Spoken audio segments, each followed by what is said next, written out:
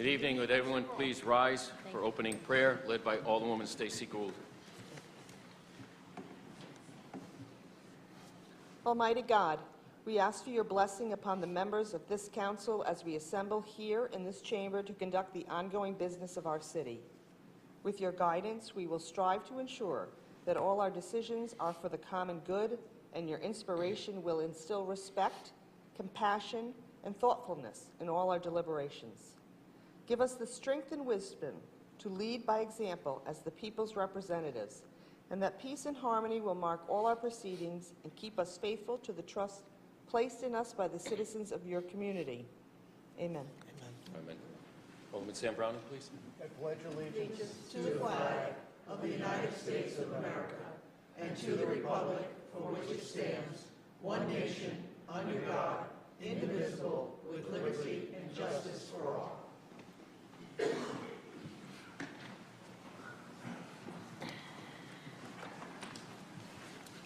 I'd ask for a motion, please, for the adoption of the minutes of January 7th and 22nd, please. Alderwoman Gould, second by Pro Tem Nash. Is there discussion? Seeing none, all those in favor? It's unanimous. Proclamation for Pat Dixie.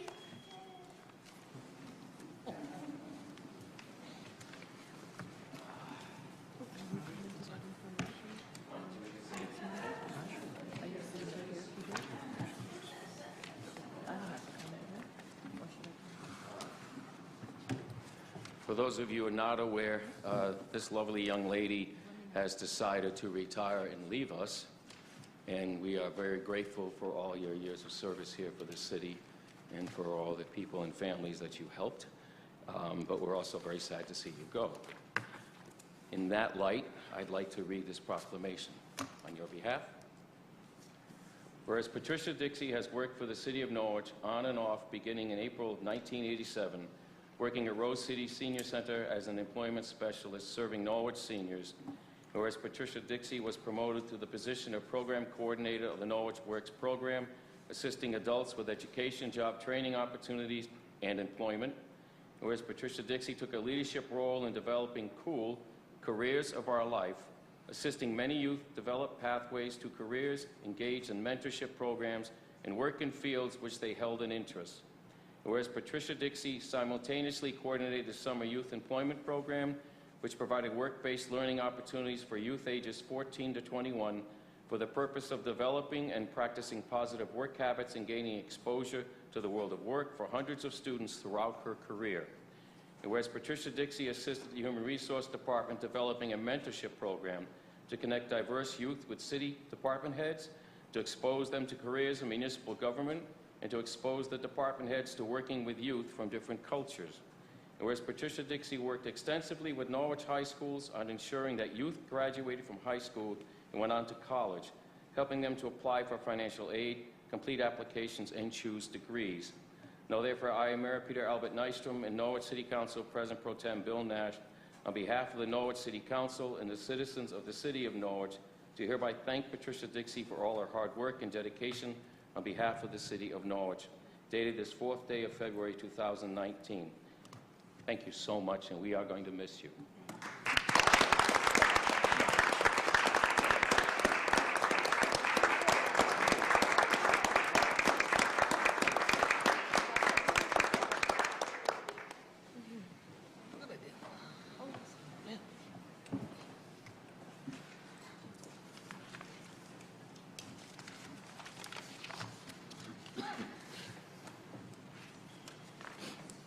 Petitions, please. Petition and communication number 1, presentation from Blum Shapiro PCs.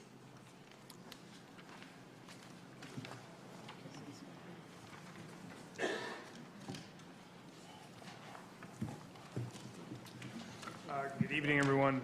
I'm Ron Nosik from Blum Shapiro. I am the engagement partner here in the City of Norwich for the annual audit.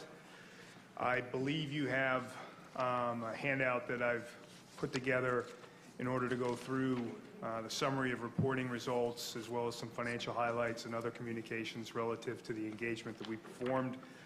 I'm not going to go through the body of the financial statement itself. That's, as I'm sure you're well aware, that's a pretty cumbersome document. I'd be more than happy to answer any questions you have relative to that or to the presentation that I'm going to go through.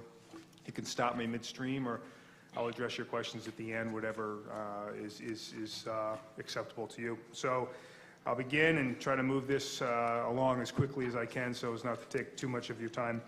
We'll go over the engagement scope and the reporting results, which I think are really the most important things.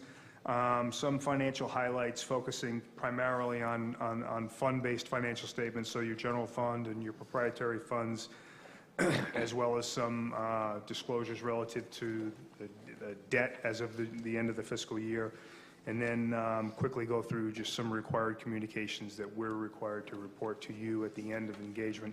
Those, in fact, were provided to you in a letter that accompanied the financial statements, but I'm cognizant of the fact that sometimes that kind of gets lost by the wayside. So from the perspective of scope, the engagement, as all engagements in the state of Connecticut, it is performed under generally accepted auditing standards, generally accepted governmental auditing standards, and then uniform guidance, which was formerly federal single audit, as well as the Connecticut Single Audit Act. That's applicable. Those final two are applicable solely to your federal and state programs, and in particular your major programs relative to federal and state. Our primary opinion is provided on page 1 of the financial statement document, and that is our opinion under generally accepted auditing standards. We've issued an unmodified or clean audit opinion on the financial statements, which basically says that the financial statements, in our opinion, do fairly represent the financial position and results of operations for the fiscal year ended June 30, 2018. Under governmental auditing standards, we're required to obtain an understanding and document that understanding of your internal control procedures relative to financial reporting, as well as any significant compliance requirements that a violation thereof could be deemed material to the financial statements. And then we're required to report to you relative to what we found in gaining that understanding and testing those significant compliance areas. So if there were any internal control matters, we would be required to report them to you. There were no matters of internal control that raised to the level of significant deficiency or material weakness. And relative to compliance, there were no violations of compliance that were noted during the performance of our testing over the financial records of the city. Somewhat similar, but focused solely on the major federal and state programs. We report under uniform guidance and under the State Single Audit Act relative to the internal controls over your federal and state programs, as well as compliance with those federal and state programs, which is published in a compliance supplement, one prepared by the federal government and the other by the state of Connecticut OPM. So in both instances, under uniform guidance, we did not have any significant deficiencies or material weaknesses under internal control, and there were no compliance violations that were noted in the performance of the testing. On, I believe it would be the 4th page of this document, I've listed under uniform guidance, as well as under the Connecticut Single Audit Act, the programs that did raise to the level of major programs, so therefore they were subjected to the internal control and compliance testing. So under uniform guidance, we tested your special education grant cluster, and we also tested Title I, which is also an education grant program. Under the Connecticut Single Audit Act, we tested pilot programs for state-owned property, as well as private colleges and hospitals. Under Department of Energy and Environmental Protection, we tested programs under Clean Water Revenue Bonds and Clean Water Grants. Under Department of Public Health, we tested your drinking water revenue bonds. And then under Department of Education, we tested adult education in the Alliance District. So there were a multitude of state programs, obviously, not that many federal. Those major programs are determined based on the amount of expenditures in that program. Thresholds being $750,000 for a federal program and $250,000, I believe. The threshold may rise depending on the level of expenditures that you have under federal or state programs. So all in all the reporting that we have issued on our letterhead relative to the performance of the finance department and the financial statements themselves. Everything would be considered to be a clean or unmodified position. For financial highlights, I've got a slide in here relative to fund balances in your governmental funds as of June 30, 2018. As you see, the total general fund balance decreased by $2.1 million. Total general fund balance as of the year end is about $15.6 million, $15,564. I also provide you here your other governmental fund balances as of the end of the fiscal year, but I think the primary fund that you're managing on a regular basis is the general fund, so I'll focus most of the conversation relative to that. There is some disclosure in here in this slide relative to the primary reasons why there were swings up or down in the other fund balance levels. From the perspective of general fund highlights, again, the end of the fiscal year, it's got $15.6 million in fund balance, which was a decrease of about $2.1 million from the prior fiscal year. The primary reason for that decrease was you had a bit of a drop in your state grant revenues based on what you had projected to get compared to what you did get, and then your educational line item in the general fund for expenditures increased a little bit more than I think was originally anticipated, and you did an appropriation modification for that line item in order to accommodate that, but there was no revenue source added to the revenue side of that budget to pick up the difference, so that basically was a net deficit in design. Property tax collections for the fiscal year remained almost identical from the prior year. I think it was 97.01% of your current levy was collected in 2018. I think 97.02 was the 2017 number, so certainly a consistent flow, and I did look back over the past 3 or 4 years, and it's quite honestly very, very consistent from year to year.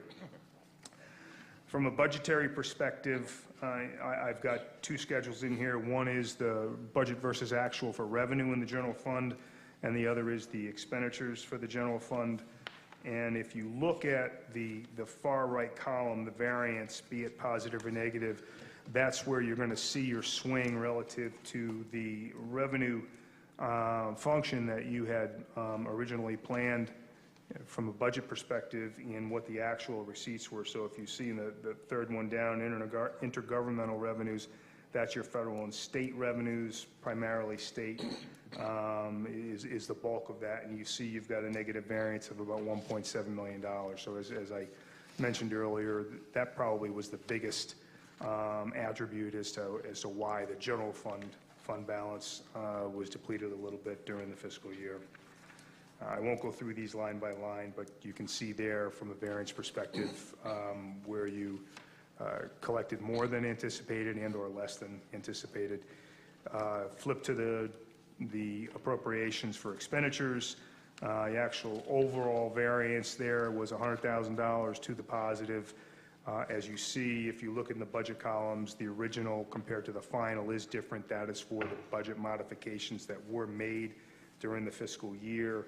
And then, as would be assumed, I think probably given the revenue projections as you moved along, you did a good job in controlling those expenditures over the fiscal year so that none of those functional items went over from the perspective of an over expenditure and generating a negative variance.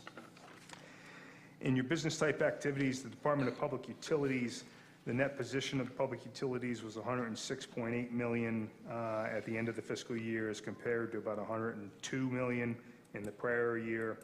I give you a little bit of a breakdown here as to the operating revenues and expenses. This is at a high level. It's not any detail relative to those totals, but you'll see the net change in position for the fiscal year was $4.5 million.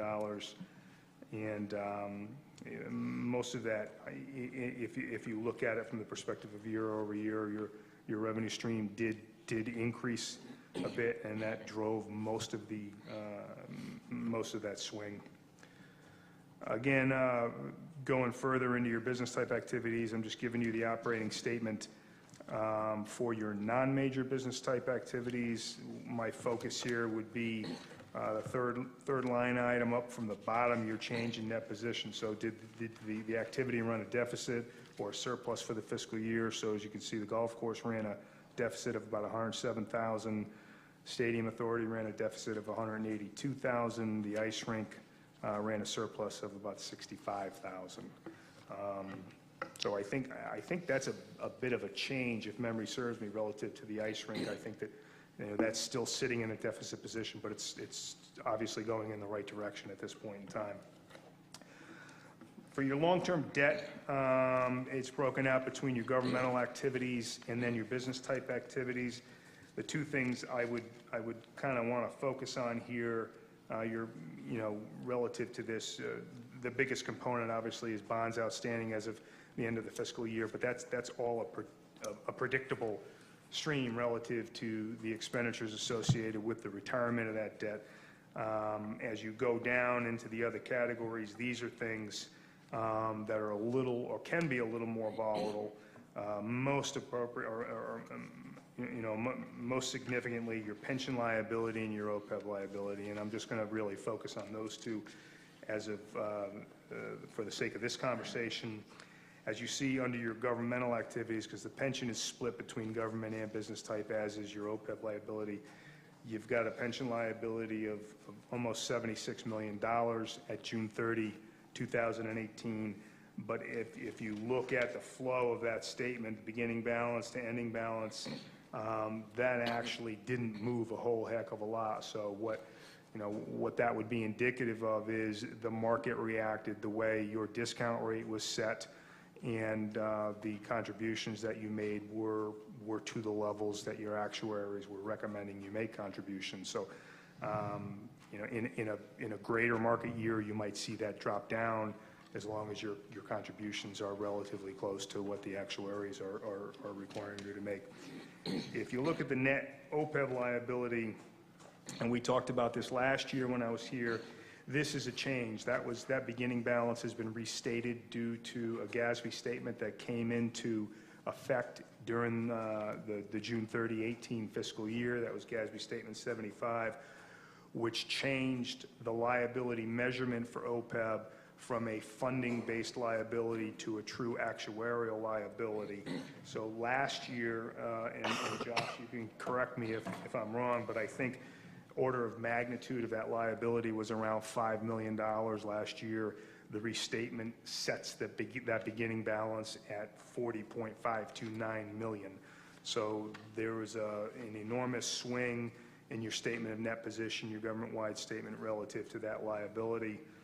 And the activity during the fiscal year added another $6 million, or I should say depleted about $6 million from that liability.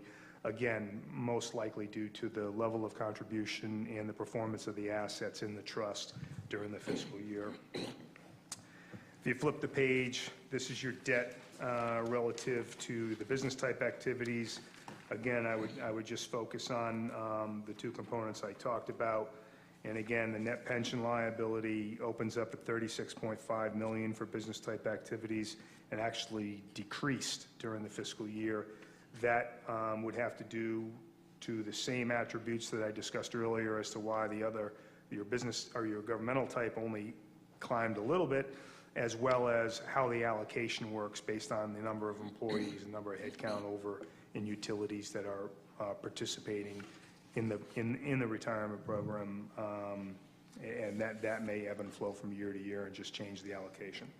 And then you see that there's a smaller component of the OPEB liability applicable to your business type activities, and as of the end of the year, that's $6.1 million. If you go to the next slide, what I'm giving you here is for your the next three slides actually cover your two pension plans and the OPEB plan. And what it is doing is, so that first column here, the total net pension, the total pension liability is the actuarial liability, and the change in that liability for the fiscal year, it's decreased by the market value of the plan fiduciary assets and gets you to that net pension liability. So the combined, so this would be the government type and the business type together of that liability under the Norwich retirement system is just a little over 108 million. Flip the page to the Norwich Volunteer Firefighters Plan. That's about just under 3.5 million as of June 30. And the last line I give you in both of those is the funded status of those two plans. So as you can see, the Norwich retirement system is almost 62% funded. The volunteer fire is about 45% funded. And then I'm giving you the same thing under the OPEB program.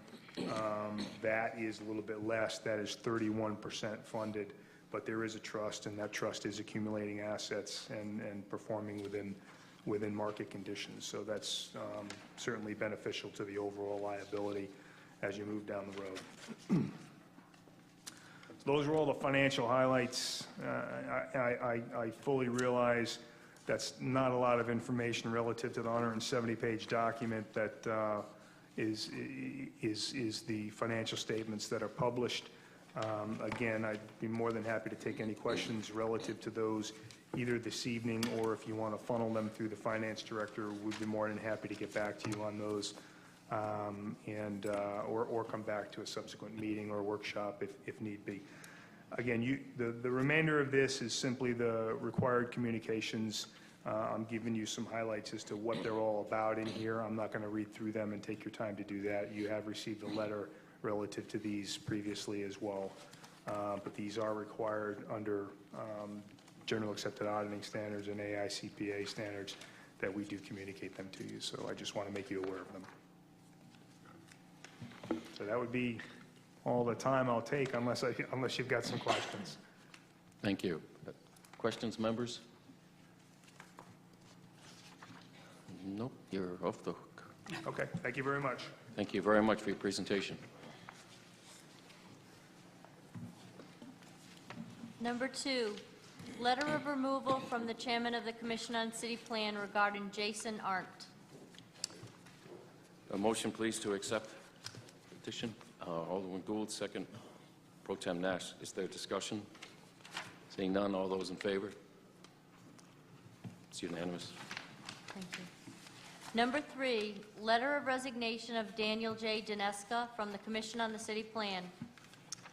Motion, please, to accept the communications. Alderman Gould, second. Pro Tem Nash. Is there discussion? Seeing none, all those in favor? Unanimous. City Manager's report. Thank you. This is the City Manager's report for February 4th, 2019. Tracy Montoya swearing-in ceremony was held on Thursday, January 31st. Tracy is a 27-year veteran of the department and the city's 22nd fire chief. Congratulations to Chief Montoya. We wish him continued success with his career with the city of Norwich. The Human Resources Department reasonable suspicion training was held on January 28th through the 31st, with a total of 69 employees attending the course. City Hall Union AFSCME negotiations were held on January 31st. I have executed the quitclaim deed for the city-owned property located at 347 Central Avenue. The developer completed the renovations ahead of schedule, and the property will be back on the city's tax rolls. I have called for an informational meeting / workshop of the City Council to be held on Saturday, February 9th at 9 a.m. at Foundry 66 on Franklin Street. The purpose is to review and update the short and long-term priorities from the goal-setting and strategic planning session that was held in January and March of 2018.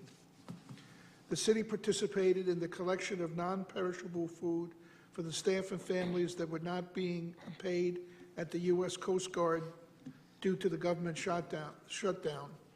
Thank you to those who contributed to those in their time of need. Uncas Health District has offered a smoking cessation class to city employees and is coordinating through my office. My assistant, Jackie Barbarossa, and Facilities and Grounds Manager John Johnson have been meeting with the actor and producer Greg Nutcher for filming locations for a Hallmark Christmas movie called Holiday for Heroes. Filming has begun in local towns, and scenes will be filmed around Norwich and at City Hall this week. During the month of January 2019, the city collected $20,500,000 in tax revenues. There were 395 payments totaling $2 million received via People's Bank lockbox service and 376 payments made via their branch payment for a total of $562,000. People's Bank total lockbox and in branch payments totaled 1,771 payments for $2.6 million. Additionally, $6.8 million was collected via wire in tax payments, and approximately $3 million in escrow payments were paid by banks via check and processed by the tax office. In total, $12.4 million of this, or 60% of total revenue, was collected via People's Bank services electronically and bank check escrow payments, with the remaining 40%, or $8.1 million, via the tax office window. And that completes my report for this evening. Thank you. Are there questions of the city manager? Seeing none, perhaps at this time I'm going to make two public announcements so that we inform our constituents. This is already on the city's website, but on Monday, February 11th, it's beginning at 6 p.m. here in City Hall, Council Chambers, an informational meeting and workshop of the Norwich City Council and the Norwich Public Utilities Commissioners will be held. Again, that's on February 11th, starting at 6 p.m. That is next Monday. And further on in the calendar, on Saturday, February 23rd, from 9 a.m. to 11 a.m. at Foundry 66, there will be an economic development informational meeting and workshop of the Norwich City Council held. Again, February 23rd, from 9 a.m. to 11 a.m. at Foundry 66. Thank you. Citizen comment on resolutions. I declare citizen comment on resolutions open. Each person would like to address one of the three resolutions on the agenda this evening. Please approach the microphone, state your name and address. You will have 3 minutes. The one person signed up so far is Mr. Rodney Bowie.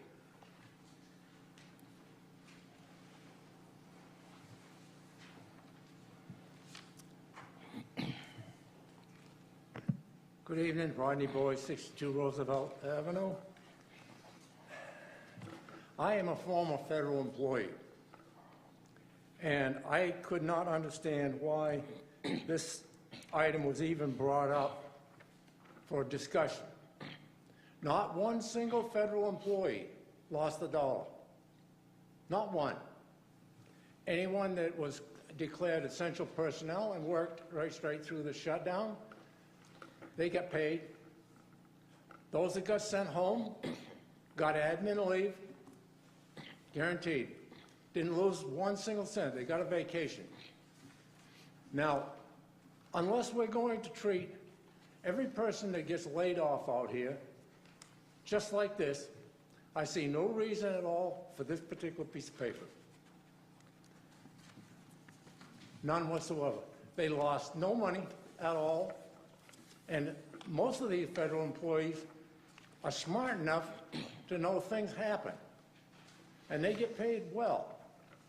So I don't understand, other than creating a mess for the tax collector in the event that somebody takes advantage of this, I see no reason for this extra piece of paper and me spending my time coming up here and saying, who thought this up? Come on. This is ridiculous on the face of it. Unless you're going to give every person that gets laid off out here a waiver, I see no reason for this whatsoever. Thank you, sir. Anyone else like to speak under citizen comment? Anyone else like to speak under citizen comment? Third time. Anyone else like to speak under citizen comment? Seeing no one else, I declare it closed. And thank you for your comments. Resolution 1, relative to appointing a certified public accountant firm to perform the regular audits for fiscal year 2018-19. Motion to bring it forward, please. Alderman Pro Tem Nash, is there a second? Alderwoman Gould, is there discussion? Seeing none, all those in favor? It's unanimous, 7-0 is the count. Number 2, relative to a deferral of taxes for affected employees of the federal government. A motion to bring it to the floor, please. Alderwoman Gould, is there a second? Pro Tem Nash, is there discussion? Alderwoman Philbrick. If this resolution passes, would it be move forward? Should there be a second or third or fourth shutdown? Or is this specifically for this shutdown?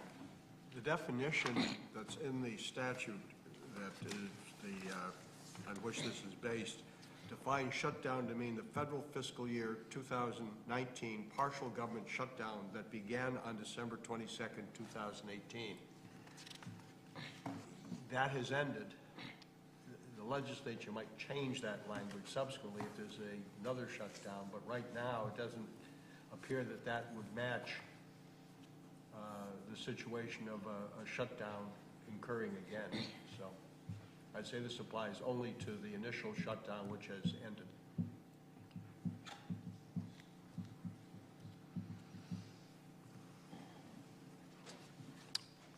Alderwoman Philbrick, do you have further questions? No, I'm good. Thank you. Okay, thank you very much. Alderman DeLucia. So I read this a couple of times and I heard the comment from the podium, but what this resolution is really saying, as I understand it, so I'm really asking this in the form of a question, is all we are saying as a city is that we're not going to assess a penalty or interest on past due taxes if we find ourselves in this situation, or if federal employees find themselves in this situation and are residents of the city of Norwich. Is that accurate? Well, the employee would have to make application. It isn't that you have to seek out, determine who's a federal employee. They would have to come to the city and provide the information that's set out in this. Then the deferral would retroactively be there, limiting on the interest. So the problem with the statute seems to be it is inconsistent what the due date of taxes are. The due date is actually July 1st. So it's payable in installments. I assume that by the fact the legislature adopted this, that they wanted to apply to the second half installment, which becomes due in January 1st of this year, payable to the end of January. Then the penalties would start at the end of that. So to that extent, it may be applicable. I suppose that raising the issue that Alderwoman Philbrick did, one of the things that the council could do tonight is not act on this until the next council meeting to see what, if anything, occurs between now and then with respect to the status of federal employees. But again, this is not tax relief. This is not relief from the actual tax. No. It's only relief from any penalties or interest if the person is unable to pay their taxes on time. But if the person does not, they have additional time to pay it without the incurrence of interest or penalty. Thank you. Pro Tem Nash. I just want to make sure everyone understands. We're not forgiving anyone for their taxes. We're just saying, due to circumstances beyond your control, you were not maybe able to make your tax payment on time, and therefore you got a penalty or an interest rate or a late fee attached to your tax bill. I work at the Coast Guard Academy. I saw the effects of the shutdown. Yeah, the E9s and E8s and and the O's weren't suffering too badly, but a lot of those E3s and E4s who were not essential personnel, who sat home, who I observed driving Ubers or Lyfts because they didn't have any income coming in, and they have multiple children, 3 or 4, sometimes maybe 2. Wife's not working, she's a stay-at-home mom, so I did see the effect. I saw that the pantry was used increasingly more and more each day that I was there and witnessed those people. So it's not their fault that the government hadn't paid them when their taxes were due. So I don't think it's much to ask for those people. And I'm talking about the servicemen and women. I'm not talking about the other individuals. They suffered as well, too. The government doesn't always pay everyone really well, all right? There's some really low-paying jobs in the government. So those people did suffer quite a bit. And so I think this little bit of relief that we're going to lose a couple of bucks on here or there. I mean, I know the city needs every penny, and but this is I don't know. I think it's the least we could do to help them. Yeah, they got their back checks and back pays, and they had car payments and mortgages and rents and lights and everything else that were waiting for them at the end of the tunnel when they got that check. So they still had to pay their bills. So to help them with this a little bit, I don't think it's too bad. So, thank you. Thank you. Any further discussion? Yes, Alderman DeLucia.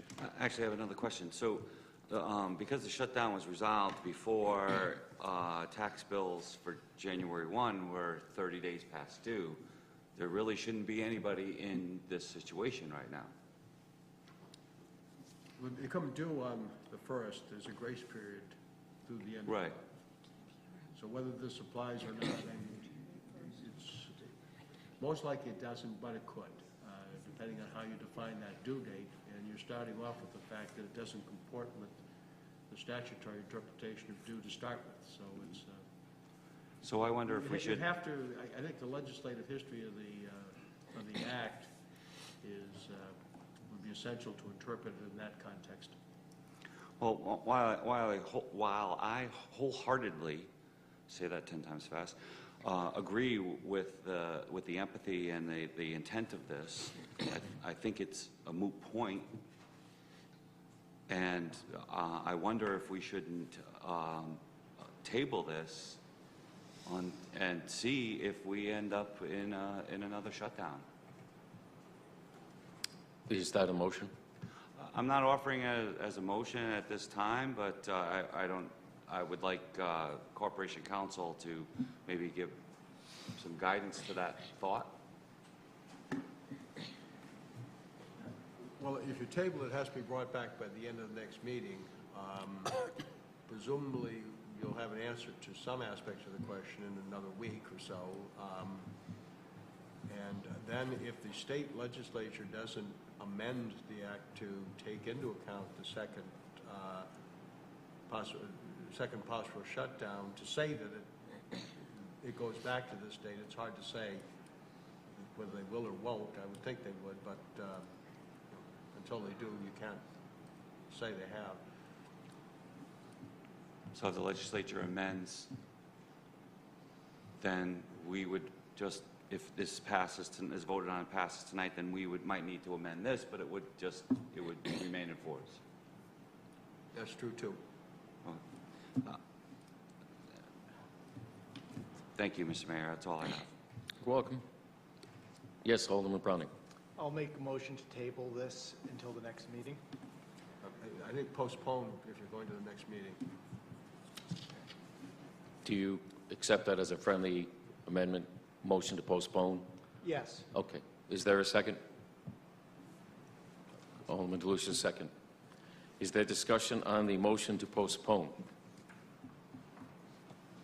Yes. My only Alderman Gould? question would be, do we have any idea how many people have been affected by this? Or is there anybody who knew about the state of Connecticut passing bill number 7565 and have come to the tax collector to say, I need help with, I can't make my tax payment on time? Do we have any idea if there's been anyone who has sought relief? I'm not aware. Perhaps the finance director does.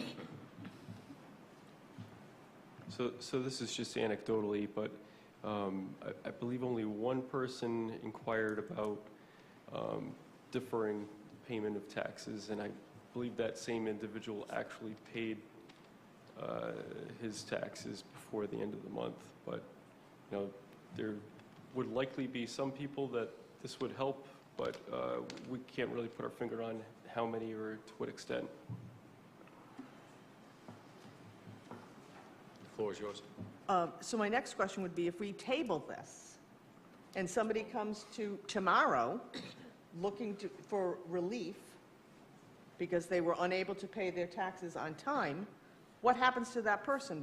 We say, I'm sorry, or wait a couple of weeks, or, I mean, I think that makes maybe even more of a nightmare for the tax collector, because now she doesn't know, do I assess a penalty? I don't assess a penalty. Well, right now, you're past February 1st, so the full amount of due this month has come due. So there's a tax of 18% over, so 1.5% added to whatever the amount was. The individual paid it, it could be refunded to the individual. If they haven't paid it, depending on what you do down the road, they either are forgiven or not.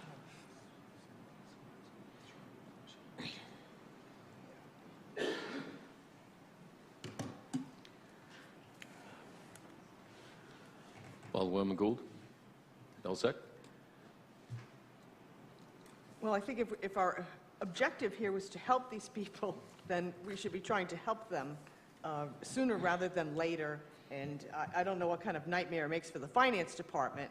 And like I said, I don't know how many people were affected, but I think we should get this moving sooner rather than later. That's all. That's my opinion.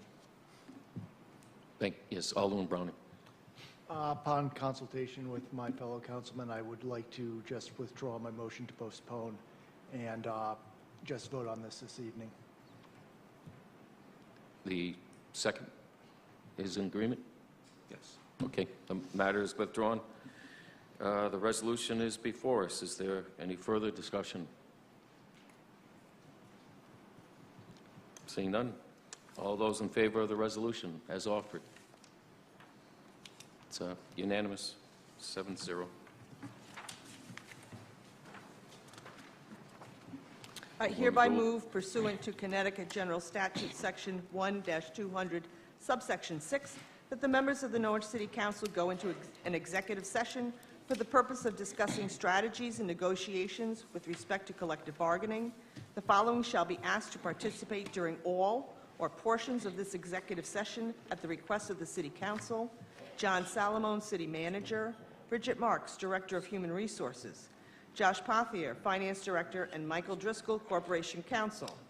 I further move that the Council shall thereafter continue in executive session for the purpose of reviewing commercial and financial information provided to it in confidence, not required by statute, and to review preliminary drafts of proposals for the development and use of property in connection with the Panema Mills project.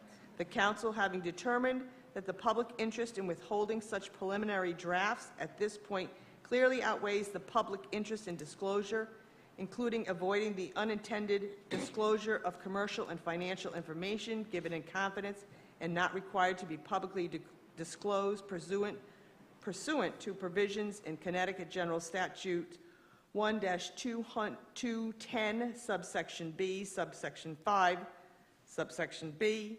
The following shall be asked to participate during all or portions of this executive session at the request of the City Council: John Salamone, City Manager; Josh Pothier, Finance Director; Deanna Rhodes, Director of Planning and Neighborhood Services; Donna Ralston, Assessor; Michael Driscoll, Corporation Counsel; Attorney Glenn Carberry; Attorney Lou Kaufman; and Mr. Ryan Toth. There's a second, please. Pro Tem Nash. All those in favor of the motion? Executive session? Unanimous. 319, please.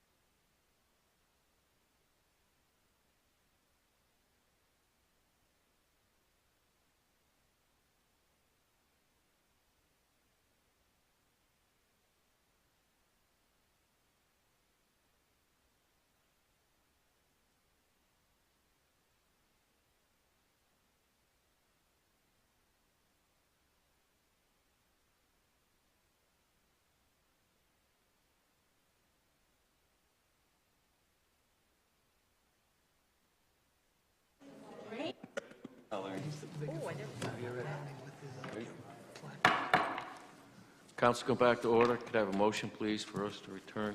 Nash, second. Gould. All those in favor? Aye. Unanimous.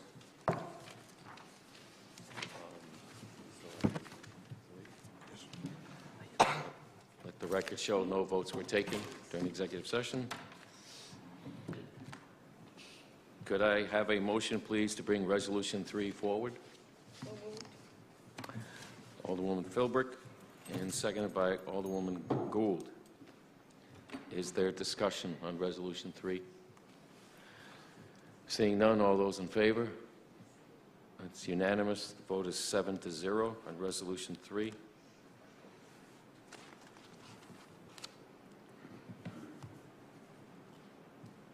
Motion to adjourn?